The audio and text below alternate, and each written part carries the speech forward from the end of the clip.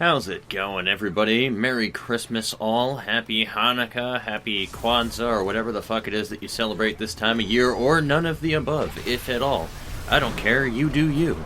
The point of the matter is I wanted to do a video today that was basically just a small Merry Christmas thing, just so that you guys saw something random pop up in there and was like, oh, cool, he decided to do a random vlog today. Because I'm such a generous content creator like that, where I give a damn to do so. I'm just kidding, I'm just trying to make it sound like I have an overactive ego. I'm also a very lazy content creator, by the way, so I decided to, roll this into another idea of a video that I wanted to do today that I don't have time to split them off into two. I'm just sitting down, it is 8:40 at night, I just got done with like a 30-minute long recording or so of Code Vein, which is used for the background on this, which is the second video that I wanted to roll this into. So like I said, I wanted to wish everybody a Merry Christmas, or again, whatever it is that you celebrate. I don't really care much for political correctness, but if you don't actually celebrate Christmas, then hey, have a fun day that day, whenever the day is, or whatever the case is. You know that I gave a shit to, you get what my point is. Anyway, I'm not going to linger on that one for too long. But what I wanted to really touch on more so than anything is Code Vein. Once again, if you guys can't see right here, I'm very juiced versus when I was recording this game forever ago for the Let's Play. And there's a reasoning for that. I have about 140 to 150 hours in this game right now. And this would be my fourth playthrough of the game or so, something like that. I have been so desperately trying to get everything done that I could in this game so I can properly dissect it and talk about it. I don't want to just, touch on going through one playthrough of the game and then give you my interpretations on how I feel about the game. I want to go through the game. My goals were to go through the game, unlock all of the blood codes, all of the abilities and stuff that I could in the game, all of the gear, and then try it on the enhanced difficulty mode before I make any assessments on the new game cycles, etc., etc., etc.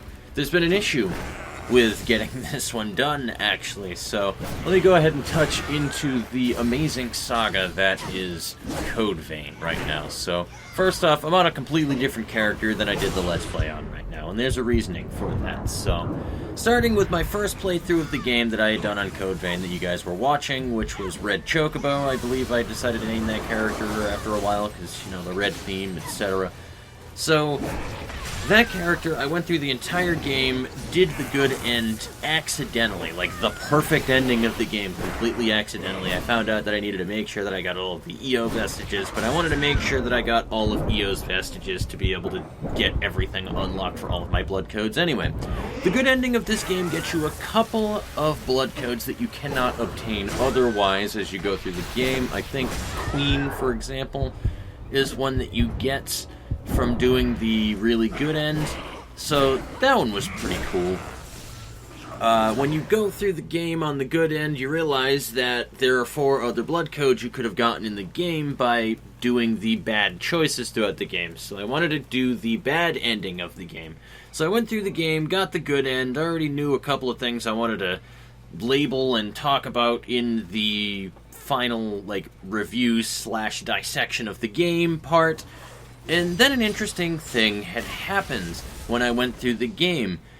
I was going to originally do it on the enhanced difficulty mode, but I decided against it and started to try to just summon people into my game, because why the fuck not? I can summon people in, we can run through the whole entire area, I can steamroll through everything, and they can get a free honor medal out of that just by accompanying me by doing little to nothing, right?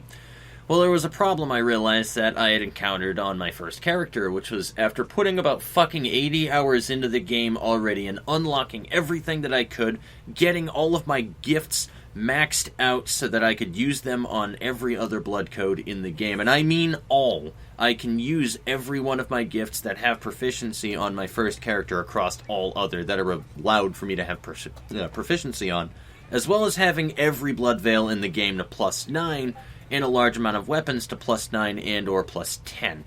So, I had a lot of shit on that character. I spent a lot of time. I went through every depths map, including the last one where you get to fight the fucking empowered Ornstein and Smo fight. I did everything on that first save that I could. Nothing about that is a joke. And then I go through and realize I can't summon people into my game for some reason. I can help out other people on my first character, but I can't summon them into my game. They keep disconnecting immediately when they go in there. After a little bit of the Googling, I found out that that is a glitch that happened during one of the updates in October, a month after the game released, is that characters were getting glitched, and you couldn't summon people into your game, and it would only go away if you made a new fucking character. So that sucked, and I had to make a completely new character, but I wasn't completely against it at the time, because I had a fresh slate to start out with to help out my dad when he was playing the game. So I was like, cool, I get another character that isn't super overpowered to run through the game with, while also having an overpowered character if we need it. Cool! So I went through the game a second time, did the good ending this time, and didn't get all of my gifts maxed, because I knew I was going through the game again to do a bad end, and just made sure that I got all of my stuff unlocked. Went through the game much faster this time, knew what I was looking for, grabbed only the essentials, kind of just spammed right through the game as fast as I could, beeline through everything. And then here comes my third game cycle, where I went through all of the bad decisions that you could make in the game to get all of my blood codes. And to my surprise, I actually wasn't very upset about the outcome, about a lot of the different things that happened to that game. I'll talk about it more again when I actually dissect the game, but it didn't really hit me hard until I hit the ending cutscene of the game, when I did the bad end. And I'll tell you this much, after this playthrough that I'm doing right now, because I'm doing a neutral end currently, which is what you guys are watching, which was a bad decision for the first decision in the game, and then I am going to do the good deeds for the other three decisions. Again, I'm trying to be really vague about it so that the people who play through the game understand what I'm talking about, and the people who don't want spoilers for it don't quite understand what I mean here. So, I'm going through the game on, again, a neutral end right now, and that second bad end was kind of just uneventful. I ran through it, got only the bare essentials that I needed to continue through the game, played through the game, whatever, beat it, got a little sad at the end of it and butthurt, and then I restarted the game again. This time was going to be an enhanced difficulty run, because I didn't expect to do the neutral end, and I didn't care to do it, but now I'm going to care to do it because I have to. And then there was an interesting thing that happened to me on the fucking third playthrough of the game.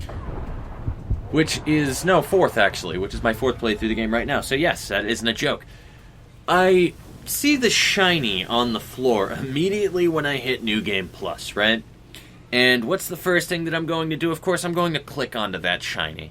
I didn't know what the actual text was on screen before I clicked the shiny, what was the label of it. And what that shiny said was to revert the New Game Plus difficulty. That's what it said. I didn't know this at the time, and it would have given me clarification to what yes and no meant.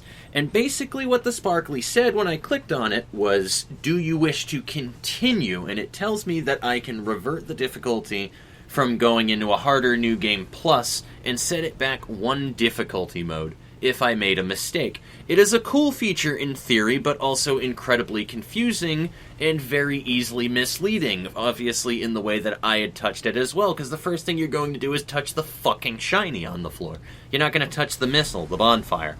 So I touched it, didn't realize that yes meant revert the difficulty and no meant to continue with the enhanced difficulty, and I thought it was completely reversed. I thought, yes, do you wish to continue with your difficulty settings? So I hit yes and reverted the fucking difficulty. Went all the way through the game. Now I gotta fucking beeline the story one more time before I can even try out New Game Plus difficulty. And then I can finally tell you guys what my opinions are of the game and dissect it and make a proper video analysis about it.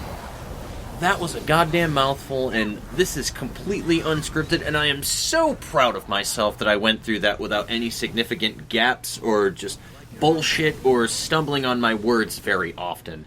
I did do that from time to time, but that's mostly because my mouth is kind of dry. I got a little bit of cotton mouth right now.